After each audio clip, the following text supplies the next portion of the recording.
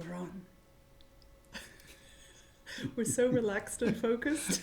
Hi everyone. Welcome to the Horn Hangouts. And Eric Terwilliger and I were just trying to relax and focus because this is what today's going to be all about. And I tell you, I really need it. I've just rushed in from a rehearsal. He's just rushed in from practice. Well, I need it because I'm so excited. I've never done anything like this before, ever. The first time I've ever been online with people watching and able to comment. It is great, and we are so happy to have you here. Welcome, Eric Terwilliger, Principal Horn of the Bavarian Radio Symphony Orchestra, global, much sought after teacher, and also yogi extraordinaire. We're going to get to all those topics. Eric, there are so many people watching from all over the world. It's really incredible. Boston, Hadley's watching in Boston. Cindy's watching in Taipei. Hi, Cindy. Hey, Cindy. Michael in Seoul. We have, really, Alison in Walla Walla, Washington. Walla Walla, where is that? Vincent from London. Oh my goodness, everyone. Shelley in Rochester. We could go on all day. Jorge in Venezuela. Sorry if I've pronounced anyone's names wrong. But they're all here to hear all about you. So welcome. Welcome to all of you online. And don't forget, if you want us, we would love to see your tweets, your selfies of where you're watching from, and put hashtag Horn Hangouts, and we'll get it here on the Twitter feed and on Facebook. We just love to know where you're all watching all around the world. So hashtag Horn Hangouts, get selfieing now. So, to my revered guest, Eric, this is really exciting. Thank you so much for saying yes. Oh, I was thrilled when you asked. Goodness. You, for me, are just, you're just a legend. You've been playing first horn with us for ages, but quite a lot recently because... Especially in the last time. But actually, the first time I ever played with you was during Fergus's trial period. So that's, 35 years ago? Yeah, oh my goodness. That was the very first time you played with our orchestra. The first time, yeah. And he played second, he was as cool as a cucumber. He played second, yes. He always is. Did he count? I did. I just think we'll start at the beginning and go through just quite quickly your part. We've got people that if you have any questions for Eric, then please send them in. We've got some questions already. You actually had your first professional gig, and we even have a photo of it, of you playing the bass guitar. Oh, actually, that was actually after. The very first time I got paid for playing music, I was 15 years old playing bass in a blues band with Giles McCrary, who also said he was going to be watching, my lead guitar player from Post, Texas. Giles McCrary, are you watching anyone? Write in and tell us if you are. Amazing. It could be probably too early for him. There's some people that are up really, really early in the morning. Thanks you guys for getting up so early. So, and then we have another lovely one of you clutching a Wagner tuba also years ago. Oh, yes. That was when I just gotten to Bavaria. Deep Bavaria. I had been in Munich for a year and moved out to the country and got into touch with my Bavarian roots. So that's supposed to be, it's also a Bavarian suit that I have on there, and certainly a We weren't quite sure, but you look quite cool with your glasses and the hair. Okay, but then we're skipping already. Okay. So you started the horn, you played bass guitar, and then you started the horn and you went to IU in Bloomington. Yes, and I have my first teacher, Bob Odemark, who is still playing in the Kennedy Center Opera Orchestra in Washington, to thank for that, because he showed me a piece that he knew that Philip Farkas would want to hear, an unmeasured prelude from Gallet. So we really worked on that, and I was accepted, and much to many people's surprise. Why?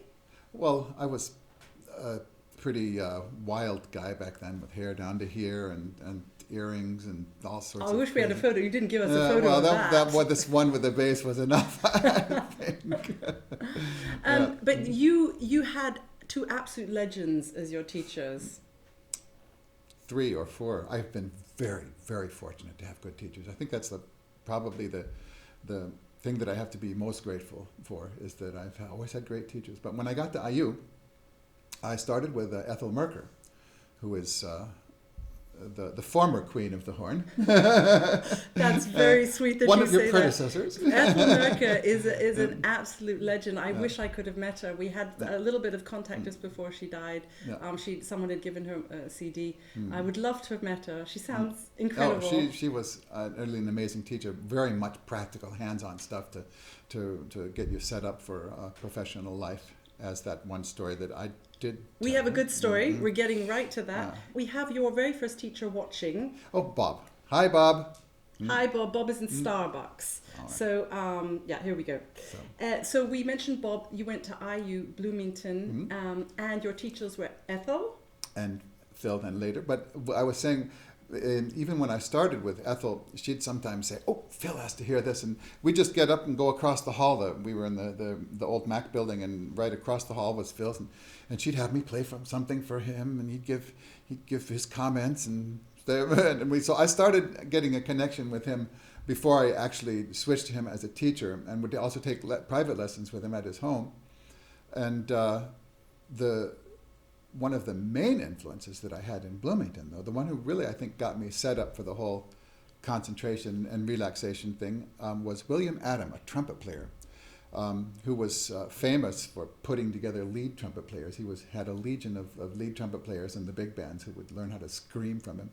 And he was an Aikido master, which he didn't actually, he told me years later. And I had like almost a mystical experience with him one time, and it got me into looking for a way to control my concentration and relaxation the way it happened that one time, and then got me into yoga, which I found was the real thing for me. It's not for everybody, but it really worked for me to find my focus and my relaxation, and is probably the main reason that I'm still a happy horn player despite being 62 years old.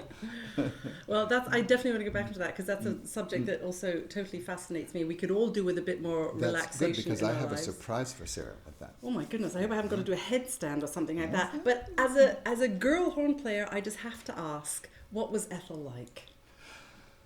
Well, as I said, I mentioned before, she was such a practical person and had been through the whole mill in Chicago. She was one of the jingle players in Chicago, and also was assistant to Philip Farkas in the symphony. And I think to illustrate what she really was like as a teacher, I'll have to tell the audience about the first time that I ever played the Schumann Concertstück. After the concert, we went to a party. There was a big party, and I didn't drink alcohol back then. If you're under 21 in America, you can't get alcohol to drink. And some big, rough, older guys started me drinking whiskey. And Ethel saw me doing that, and I got totally plastered. And at one point, that I really don't remember that much, Ethel took me back home, and the next morning the phone rang at 8 o'clock in the morning, and it's Ethel saying, "You've got a lesson in 10 minutes, wake up, I'm coming to get you." Oh no, I was so hungover. The first time in my life with a hangover like that. And Ethel picked me up and took me to a lesson, and I was just trying to just even find one note, and she, "Play that again, and do it again, and do it again." It's like I was almost in tears, and then she said, "You played the Schumann Concertstück last night so easily, and today you cannot even hold out a note. Remember this, and never, ever do this before an important concert, and now we go have breakfast." So then she took me out to breakfast, and it was a lesson that I learned, and I've never done that before. Never ever done it again. Neither have any of our Horn Hangout viewers. Never ever got drunk after a big concert. No. Never ever. But also, some of the best advice she ever gave me was about mouthpieces.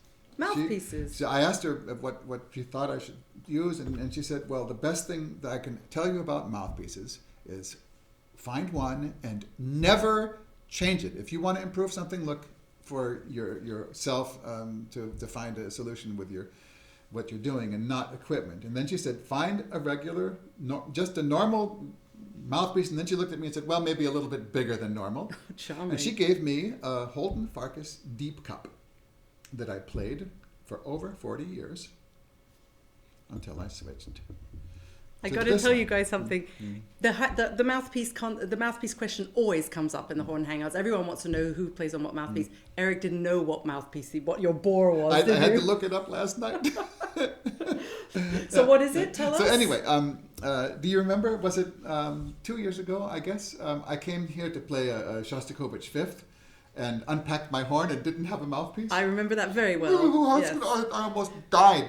And my poor wife had never seen me like that before. Actually, I was screaming and pounding walls, and I knew then, though, that I had somewhere, we just moved into the new apartment in Berlin, that I had somewhere a collection of mouthpieces, and there was a copy of that deep cup made by Tony Romero.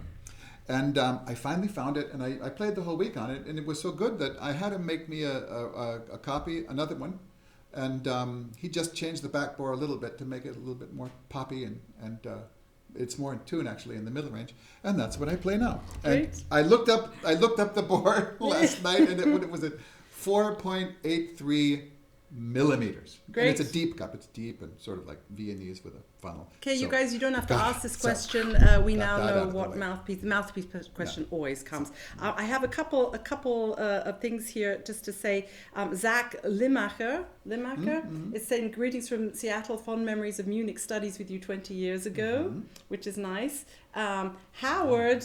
Pink in Nashville, Tennessee. Hi, morning, Howard. He says, cutting up fresh fruit for my cereal. That's great. We like to know these things.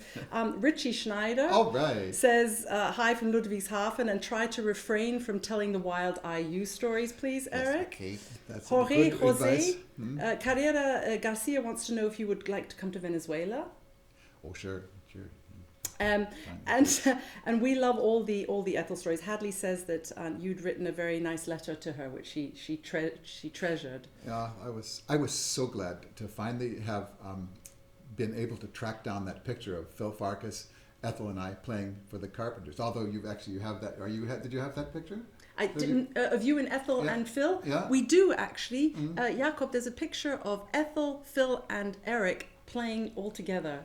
The Erie Crown Theater for the Carpenters in 1974. And they were so nice. They gave us, everybody in the whole backup band got a box of California fruit in the break. And everybody fell in love with Karen. God, what a voice she had. Such a beautiful, rich alto. Oh, my God. Yes. But we're talking about other women now. Ethel, forget Karen Carpenter. Yes. Ethel. Yeah, and so Ethel was the one who actually got me to join the Chicago Musicians Union. She gave me the keys to her cutlass and told me to go up and audition for the Musician Union, which I did.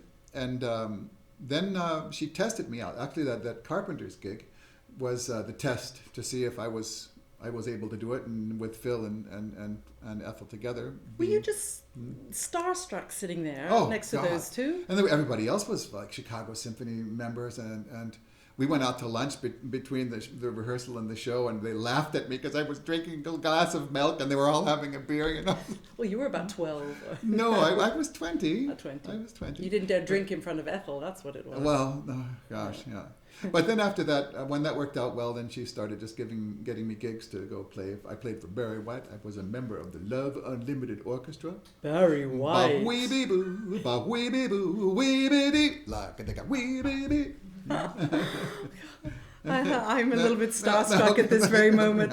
Ethel Merker, Phil Farkas, and Barry White. Oh my goodness, and Karen Carpenter. Yeah, that's a good mixture. There. You've had quite an amazing time. But I want to get back to people are sending, and thank you for all these questions. I keep writing them in case I don't get to all of them. Steve wants to know, do you remember Ethel's Corvette? Oh yes, but actually. She had gotten rid of that, and I only got to drive her Cutlass. But it was hot with a fuzzbuster too back then. It was. Fuzzbuster. It could read the police radar if there was. It could tell you if radar was coming up. So it made the trip to Chicago a little bit shorter. One thing that I'm always amazed at when we play with you, you are incredibly well prepared. You're always there 1 hour before, and you always do the Farkas warm up. Yes. How did he get you? How did that evolve? Well, he hadn't written it down yet, had he? Oh yes, he had. That was. Yeah. But the thing was. I was always very warmed up before I went into a lesson with him. So we never did a warm-up. We never did it. We just always started doing our thing with music. And I asked about it once, and he said, "Oh, it's not really important. Just do whatever part you like. It's not really a set thing, and everybody can find something in it for them." But since then, actually, when I came to Munich, Richie Schneider came once and said, Eric, you have to start doing the whole Farkas warm-up. Will be the perfect thing for you. And over 40 years ago, I started doing it. And I found out that like any warm-up, it's not what it is you play, it's how you play it. So I got into the relaxation and focus, and realized also that it's after you get past the really hard parts in the beginning, it's basically just a flexibility warm-up. So just trying to get the vibration balanced on top of the airstream is what it's about. If there's anybody who doesn't know the Philip Farkas warm-up, it's in the book The Art of Playing the French Horn. Maybe someone could put a link to it in the chat. That would be fantastic. I use it as well, but as you say, it's not what you play, it's how you play it. And that's really the main thing. Yeah. What were the other things important to him as a teacher? Well, he was a mental master. He always had a trick to prepare himself for. I mean, we'd go in. I'd always go into a lesson with a plan. Otherwise, all he would do is tell stories, which some of the students took advantage of if they weren't prepared. But I always had a plan of what I wanted to work with him, and no matter what excerpt I would do, he would tell me 5 different conductors' interpretations, and for every single excerpt he had, even if it's just a little finger change, he had something that he would be able to tell himself, I have a trick, this is easier for me because I have a trick. And he had this mental way of always giving an affirmation that I can do it, I've got a trick, I can do it. Even if it's just one, using first vowel for an F on top instead of open or something. Do you remember any specific ones that have helped you over the past? Well, certainly, of course, the famous one of the Beethoven 4th high B flat that I used very thankfully this whole past fall. I don't know how many times would we do that Beethoven series. Eric played first tone on our Beethoven cycle. It's the greatest trick. I'm not sure that quite a few people know it. You have to make sure you have your first F slide really greased up well, otherwise it falls out and then it's a disaster. That would be a bit embarrassing. Because you can play an A before you come in on the B, because that's in the bassoon. And you, with it on the top here, doing, if you got this going with a, it only comes through this part of the horn, so it's an A, and nobody can really hear it. You've pulled it out here and put it in here. And this will give you a top A. You just got to remember to put it back in when you're finished. That nobody can hear. And you can crack it up, you can get in the... But when you finally get it, which nobody has heard, then you just go... So it diffuses the whole thing, and that's a Farkas trick. It's a great trick. I'd actually forgotten. A colleague of mine reminded me of that a couple of years ago, and I was also very grateful. I think the Farkas mental energy was the most impressive thing about him. And you've kept up this mental energy has been very, very important to you your entire career. And as you say, I'm sure that's why you're still going so amazingly strong. Still. Well, it's certainly also the not just the focus and the relaxation, and this is why I started doing yoga. And we have a lovely picture of you doing a yoga pose. Everybody, get ready for this. You're gonna love this one. Can you do it again for us today? Oh yes, I'll just whip it off for you. It's like that would be like playing Zelenka not warmed up. Oh my gosh. Yeah. But actually, if people can comment on this, can comment. Let's ask everybody. Okay. Let's ask everybody if they think that I should give Sarah a quick yoga lesson that everybody watching, as long as they have enough space on the floor just to stretch out, can also do the yoga lesson with us. Oh, and it's just savasana. I so you can, love anybody surprises. Can I do it in a short skirt? Oh, you can leave your shoes on. You can do anything you want because it's savasana. Savasana. Okay, I know that one. You guys, are we going to do this? Can we even get the cameras on? All we have to do is put you on the floor here. Oh God. Talking about yoga is not really as productive as doing yoga, and everybody there taking part in this can do this with us. It's the one posture. It's called savasana, which is actually the corpse posture. Yes, to the yoga lesson. And it is the beginning and the end of any yoga session. So yoga, you told me that you've been doing yoga. I have. And so this is perfect, because I'd like to talk everybody through this posture and just do maybe 5 minutes. Yeah, but couldn't you show them? Do I have to? No, it's something that you can't. It's like I could show you. floor. I could show you a copy of the Farkas warm-up, but you have to do it in order to have profit. I'd rather you did Shavasana with me than the Farkas warm-up. Okay, so okay, right, here we go. Yeah. Are you all going to do this at home?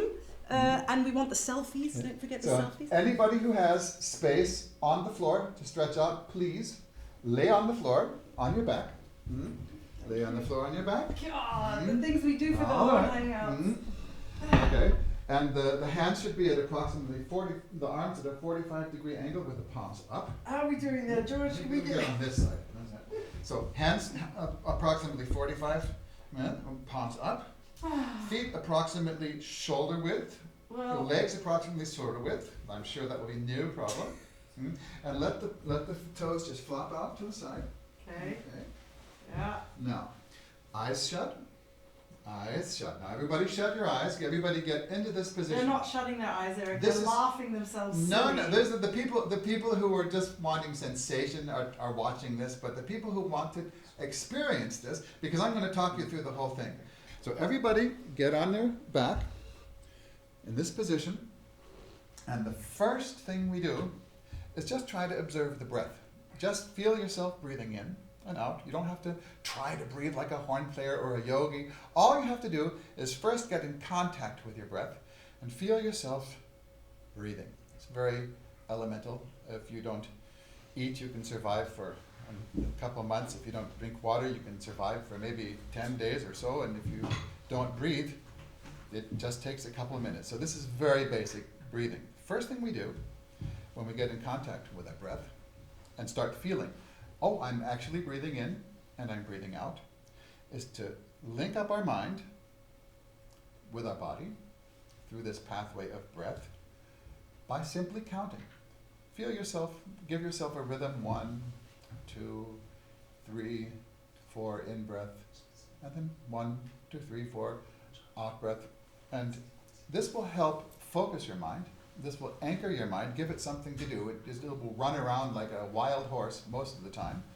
But this very first thing, this very first step of doing yoga is something that everybody also can do. This is something very universal, especially if you have your eyes shut.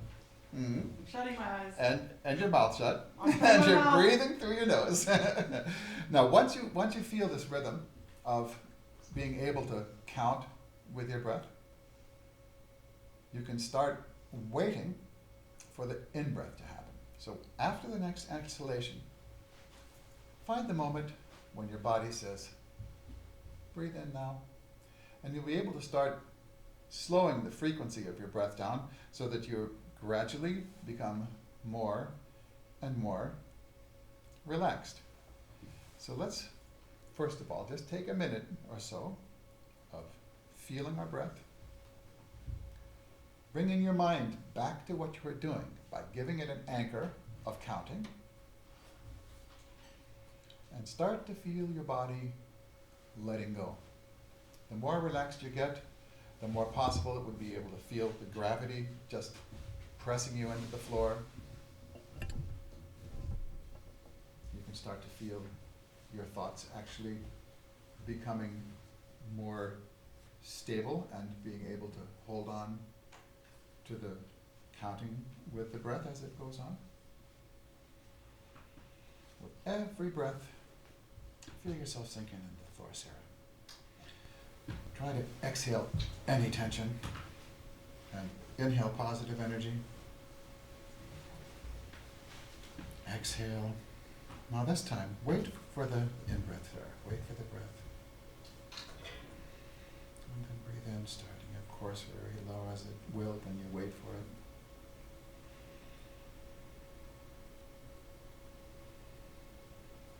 And now, if you're starting to feel your body and feel the weight of the body, starting to feel yourself getting in contact with the floor, it's time to link up with your feet. Feel your heels pressing on the floor. Feel the rhythm of your breathing going into your feet. If you can feel your heartbeat, feel your pulse in your feet. And use that to fill your feet with warm energy until that energy flows through the ankles, into the calves, filling up the calves, flowing through the knees into the thighs, leaving totally relaxed feet and calves behind it. Now through the hip joints, up into the lower back and abdomen, moving this energy up, always keeping contact with the breath and the feel of the exhalation actually dragging you into the floor. Feel the energy going up. You can feel yourself now getting into the lungs and really relaxing with the next breath. You can even start to feel your heart beating slower. Every exhalation is less of a boom, boom, boom, boom, which really helps us. We are able to slow our pulses down, we yogis, which is very much of an aid in concert. Feel the shoulders now relax. We hold so much tension in our shoulders, we horn players. So feel the shoulders relax as the energy just flows into the arms, through the upper arms, through the elbows, into the lower arms, all the way out the fingers, out the palms of the hands. Coming up, back to your shoulders. Have mental images of what's going on. Use introspection to feel those parts of the body. Give those shoulders another exhalation of relaxation to see if we can get rid of any of that tension that we always hold. Feel it flowing up down through the neck, into the face, our lips. We can relax our chops. We can open the capillaries, the little blood vessels in the lips, and put in fresh blood and energy. You can even feel behind your nose relaxing, your temples relaxing, the skin of your head relaxing. And then just as a last little thing, take yourself to a very favorite part of your world and put yourself into the sunshine on a nice warm, not too hot day, and feel the sunshine on your eyelids. See the golden glow of the sun that's going through your eyelids. And let that energy fill up your head. And feel it bathing your entire body and envelop yourself in a cocoon of warm golden light. And that is Savasana. Feel a bit more relaxed, Sarah? Oh, that's nice then. Yeah. Let's see if we can. I get to stand up. Stand up. How's your blood pressure? Oh, it's good. I do this in horn courses, and people say, "Oh, I'm fine." Fall over. You okay? You're right. You okay? Yeah, you're a little Let's bit. get you set down here. Everybody back? Thank you for that. That was the most relaxing horn hangout I think I have taken part in. Thank you. Yes, Sarah. Do you do this every day? I do this every day. The as you remember that picture, I've gone through a very intense body part of yoga. Well, yoga is not just the postures. Yoga actually means the unity of the individual with the universal. And there are four main paths of yoga, and this Hatha yoga, the postures, are only a side path of Raja yoga. So the main goal of yoga is this dissolving with the big picture. And I meditate daily, and certainly before every concert. Before I start my warm-up, well, Sarah said I'm always there an hour beforehand, but my real preparation starts at home. If I have time to do postures, I'll do postures, and certainly at least a half an hour of meditation so I can get my energy system set up so that I can get it in the right I have a question. How do you manage all this in a loud backstage environment, or you do it before you get to the hall? If on tour, I'm off in a corner doing it. And there's pictures on our website of me doing my thing off in a corner all the time. We have a picture of the body you get if you do a lot of yoga. You guys have a look at this. Wait. Oh God, the one with you with your horn on your head. I feel naked without my Alexander 103. Yeah, well, you're almost naked in that photo. Yes, that was 1980. 4. And it's hanging on the wall at And Alexander's, Alexander. They're all watching. Hi guys, thank you for supporting the Horn Hangouts. Thank you. Everyone's been laughing very much. Someone said, Andrea said he's never seen Sarah so quiet. Karen says, thank you, Eric. I have bronchitis and feel much better. Barbara has been practicing Bikram yoga for 3 years, and the breath is so important in horn and yoga. What are our biggest advantages as horn players of practicing yoga? What would you say? Well, I think that the balance aspect is the most important thing, and you also do Alexander technique, I've done some, yeah. Well, until I did Alexander technique, which I fortunately started also very early, I wasn't doing yoga even properly, at least the postures. And to be able to integrate the posture so that it acts as a relaxed holder of your breath rather than an interference, I think is one of the main advantages besides the main effect, which is the focus. I'd say 90% of playing any instrument is mental. And I've certainly experienced having what I thought would be great chops and bad concentration and having a bad concert, and having absolutely miserable chops and good concentration and playing a very good concert. So there's no real secret. If you have good chops, doesn't mean like it's going to be a good day. There's no secrets to anything. But it's all about practicing so that we can dig deep habits, so that we can rely on these positive habits during stress situations, which is a big project. But as you say, and I've noticed, anyone who's played with Eric has noticed or knows that this preparation is an incredibly important part of what you do. That you're really like a rock, you know. You're there. You're on form. You do like to swear under your breath a little bit if something goes wrong. Well, I hope I don't have to do that very often. But no. Oh, I asked your section, your Bavarian Radio Horn Symphony. It's a big mouthful. Symphony Orchestra des Bayerischen Rundfunks. It's a mouthful, you know. That's right. I spoke to Francois, who I think is watching. Hi, Francois. And I said, tell me about Eric as a principal horn, because we have you as a guest. I learn a lot from you, but you know, it's your daily principal horn life. I said, tell me what it's like. He said, you are always incredibly prepared. Your concentration, your focus on stage. And he said, you also, apart from the Farkas warm-up, you have a warm-up which we all struggle with, but you play perfectly. Which one? Is it got a name? Is it? I don't actually. I got it from Nuri Guanaskeli. She, I think it's written by a tuba player. Please, anybody. Finally, I have a large group of people to ask this. Who wrote this down? Who did this first? Who did this first? Actually, you should do them. No, we'll do you first.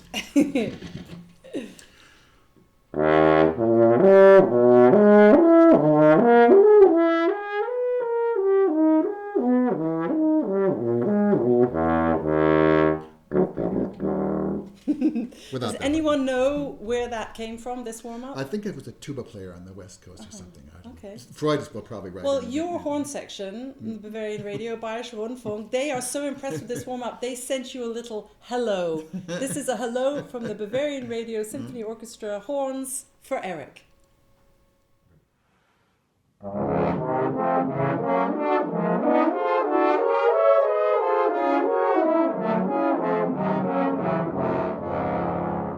Hey, Sarah. Hey, Eric. Enjoy your Hangouts. Viel Spaß.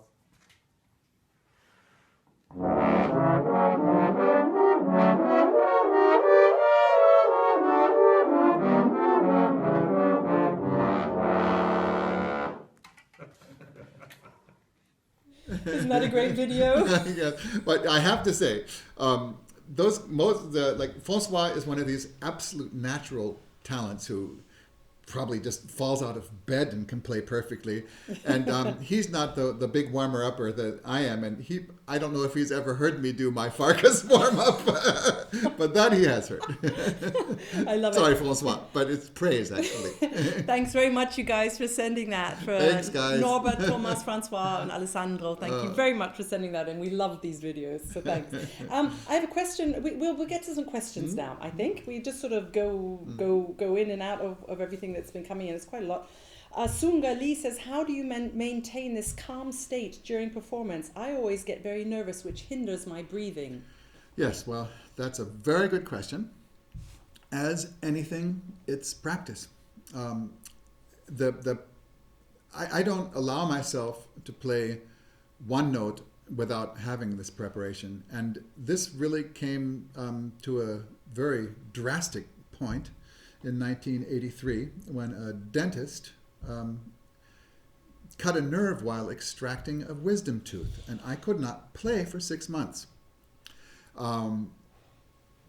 I actually didn't even think I'd ever play again. The first 4 months, there was nothing. I couldn't seal my corner. This part of my face was dead. It was just didn't work. And after about 4 months, I felt tickling, which the doctor said is a great sign. That means the nerve endings are regenerating, they're getting back. And after 6 months, I could close off my left corner again. Now, though I am always so thrilled playing with you guys on the digital concert hall and all these things with my radio orchestra on television and everything, I'm always so shocked when I see myself playing because I have to move my embouchure so much because I don't have feeling in this part of my face. And the left corner, I can seal. If I didn't have a beard, you'd see that I have a different flex in each corner, and I have to do lots of weird compensation. And please don't imitate that. And I can't stand seeing myself playing. I have to. I never knew that. Oh God! Well, yeah, you're usually on that side, looking only at the conductor. Or not. No, and but when I started playing, I realized that I have to get a handle on the relaxation and the focus and the proper breath and support. And I realized then that I had been dependent on how my embouchure felt. I'd gone to the concerts thinking, "Oh, Mark, there's great chops today," or and the way that I played in the concert was also dependent on that. And since then, my chops always feel bad, and I've learned how to get on with life by using concentration and relaxation, and for the open support that allows me to use my intercostal muscles to support. Someone just said actually there was somebody a long time back. Sorry if I've forgotten your name, but also said about the pyramid of your breath. She'd done a masterclass with you in Spain. Mm-hmm. I can't find her name. Sorry, but people they always love the breathing work you do. I was very fortunate working with doing this yoga and everything and analyzing the body and the muscles and realizing then finally that the intercostal muscles have their beginnings in the vertebrae in this part. And if you do have a downward support, it totally paralyzes this and does not give you any flexibility or power in the high range. And so you build it. Well, I use the beach position. The beach position. Yes. The beach position? We can do the beach position too. I don't want to do any more positions. Come on, let's do another beach I don't want to do any more positions. Okay, this goes like this. We stand in. I don't have to lie down. No, all you have to do is be yourself. Because imagine me at a beach with a beer in my hand, or We've just beach, seen a let's say picture of pina you at the colada. beach. Okay, and I'm sitting, hanging out there, and I've got my stomach hanging out. It's a good example now. And then, all of a sudden, Sarah comes walking up in a bikini. And what is my reaction? I go from this position to this position. Now, this position is the support position. And if you can use the force that you have in your abdominal muscles without counteracting them with a downward flex, let's support everybody. Support! Now we can really move the air quickly like that. You hear a lot of that. Support, a lot of teachers say push, push down. Now, instead of doing that, you can assume the beach position after you take your natural breath, get into the beach position, and let out a warm column of air without collapsing your chest through this. And through this extension, the intercostal muscles that are linked here will have a chance to expand and be actually a second hand to compress your balloon of air. And this helps me more than anything else. And my students all over the world will know exactly what I'm talking about. I'm just wanting everybody, a whole global horn hangout beach position. Ready? 1, 2, 3. No. Sorry, Wrong. I have to correct Okay. you. Yes, this is very important It's good. to separate Uh-huh. from the in-breath and the out-breath. Okay. We have to form an air bow. The poor violin players can buy a Fretschner bow for 100,000 euros. And all we have to do is learn how to relax and breathe naturally. I used to love watching my kids screaming when they were babies. And they'd scream and scream and scream and scream and scream. And then go... and I was amazed. Like, come on, do that again. But the separation of this natural breath is very important because the natural breath has to go like this. And then, only then do we tighten the frog. So you breathe in first. You breathe in first, then tighten the frog to get the beach position going, to tighten your air bow. These violin players only have to do that once a day. We have to do that before every single entrance and hold it throughout the entire phrase. And that's why it's so important to do it relaxed and to do it flexibly. If we're supporting like this, it can be very tedious. And we poor first horn players in Germany don't have assistants. And we have to play not only the entire program, we have to do it ourselves, and which is a great way to make sure that you do things relaxed, because if you had that tension, you wouldn't make it through Alpine Symphony No. without an assistant. People often ask that, how you first horns manage without assistance. Pain management. Pain management. And here comes a question from a very, very good friend of mine, David in Qatar. Hello, David. It's really nice that you're watching. He has a question for you. Being a regular substitute for the first horn at the Berlin Phil, how do you ensure that you perform consistently your best at every concert? David from Qatar. P.S. Love the Boreada suite on Saturday. Well, I think we have to do it like the tennis players do it, except we don't get another serve. We only have one chance.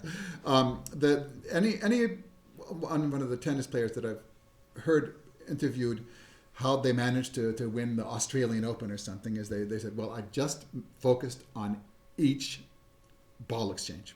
I didn't let myself getting forward or getting back of me. I only concentrated at and the way that I do it is I, first of all, make sure that I'm focused and relaxed before I play, through all of this meditation and yoga stuff before I get there. And I make sure that I take every breath for any entrance in the proper way, relaxed and open. Then I open my support and I play the note that's in my head. And I try not to think that it's live on the digital concert hall tonight. And I thought that before going to the third, we did the Le Boreade 3 times. And the first two concerts went great. And I actually thought that it was on Friday night. And I said, boy, when I was warming up to Andre, glad that was on last night. He said, what? No, it's tonight. So I immediately tried to tell myself, okay, good. Well, let's just make sure you relax and make every breath proper and focus on what you're doing at the time and don't get distracted. And I think that's the main key. The more you perform, the more you will be able to have experience and the fight or flee release of adrenaline that was a boon for the caveman and is not really helpful to horn playing will recede and you'll become more calmer with experience. There's a nice question from James Rem about your learning. You now know the importance of balance and concentration, but did you always, as a student, what were the steps and phases of your learning along the way? Well, fortunately, I was so fortunate to have such good teachers who showed me the mental aspect of it very early. When I came to Germany, which at this point I have to do a little digression and thank Michael Hölzel for bringing me to Germany, because he was Farkas' substitute teacher the year that my funding ran out and I had to get a job. And 5 days after I was semi-finalist, I was the runner-up for the Philadelphia audition where Randy Gardner got the job. 5 days after that, I was in Germany after selling my Les Paul guitar to get my ticket. Painful. I don't know how many thousands of times I've regretted that. But to finally the first I totally crashed and burned on my first audition. Then the second one I had a good day and got the job. Before I got the Munich Philharmonic audition after my first job in Kassel, 4 weeks, not even, I did 4 weeks before, I didn't even get into the second round for the Bamberger Symphoniker on a really dark day. And I had a good day in Munich. And fortunately, as soon as I got to Munich, I got contact with a yoga center.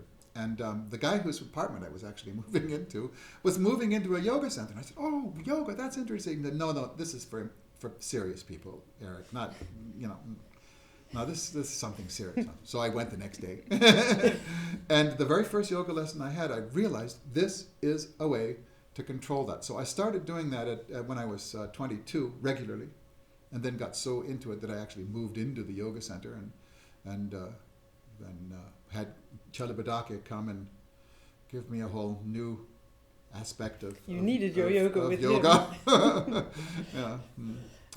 So that was your, and it's something you do every day. It's just as important to you as your practice, because It's part of my practice. Isai Gutierrez says, so Eric, it seems you are playing for you and not thinking of anyone else or anybody else while you're playing. I don't quite think that's the case, because I feel a lot of radar from you. Yeah, when well, I play with you. I think one reason that I have always performed better than I play in a practice room is because I feel the energy of the audience, and I love it. And it gets me excited, and I certainly don't want to screw up if somebody's listening, because I hate that. And also, I've come to learn that everybody makes mistakes. I've even heard Radek crack notes, and once in a blue moon, or Stefan. Every horn player in the world is going to crack a note every once in a while. So I don't let it bother me. I think the surest way to crack is to think, I don't want to crack. Just the shadow of the thought of a crack in your mind will produce this thing that we dub a crack. So what's the hardest thing for you on stage? Not letting conductors confuse me. That was something else that Francois said to me. Francois said that as a horn section leader, as a principal horn, you defend your horn section. Oh, absolutely. You defend them to the hilt. Yes. Against nasty conductors who might make their lives a little bit difficult. Yes, so yes. bravo you. The one thing that I really hate more than anything else is that if I let a conductor distract me and I mess something up because of them. And there are so many conductors and so few that I actually like. Let's change the subject on that. Okay. I'm going to just throw some questions at you, like quick little answers. Did you, Jill Williams in Magdeburg, did you do your yoga classes in English or in German? I know why Jill's asking, because she's just moved here. And English, German, and Spanish. English, German, and Spanish. Jorge Jose is saying, Eric, can you say anything in Spanish? Say. Claro, pero es siempre mejor después 2-3 vasos de tinto. Good, there you go. And what's Andre in Watford? What is your favorite orchestral piece to play and to listen to if it's a different piece? That's a hard one. It's like picking your favorite child. Well, really, it's also depends on my mood. I'm really excited about playing Mahler Fifth again. Next week, after Jansson's here this week with Shostakovich here, and then we go back to Munich together, and we do the first of I don't know how many Mahler Fifths, also on tour in Munich, and then in tour I'll be playing it in Paris, in Vienna, Washington, D.C. Do you do anything with this solo? Do you go to the front? Do you stand up at the back? No. Just stay sitting. I stay seated and.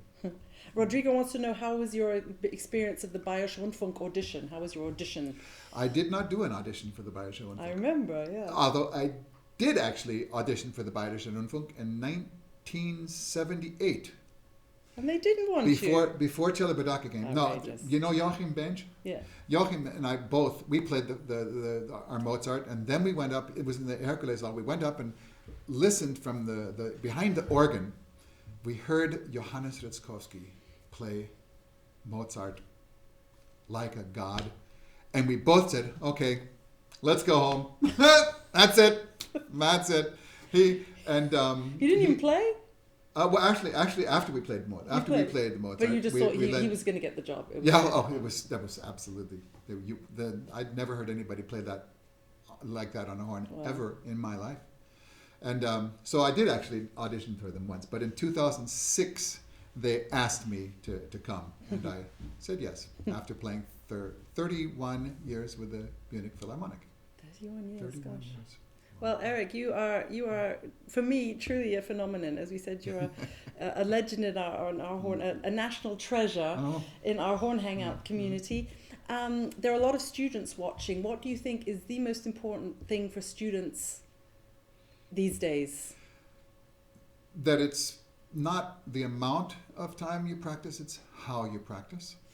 And that learning how to pace yourself and learning what it is, what's good for your chops. Like, I'm sure every student out there has had the experience of playing rehearsals of in a phase where you sit around and you play, and you sit around and you play, and you sit around and you play, and you just get such great chops from it. And I try to practice like that, using my breaks to focus and relax, and not to play on the internet or whatever.